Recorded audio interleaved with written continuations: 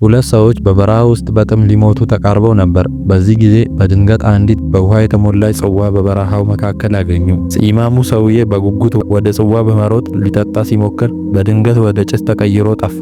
ጃክ ባየው ነገር በጣም ደነገጠ።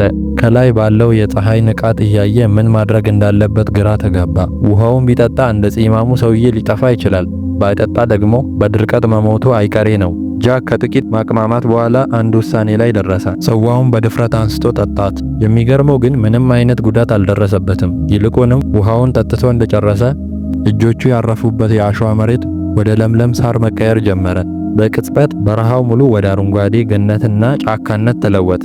ጃክ ጽዋ ውስጥ የነበረው ቅዱስ ውሃ ልዩ ኃይል እንደሰጠው ተረዳ።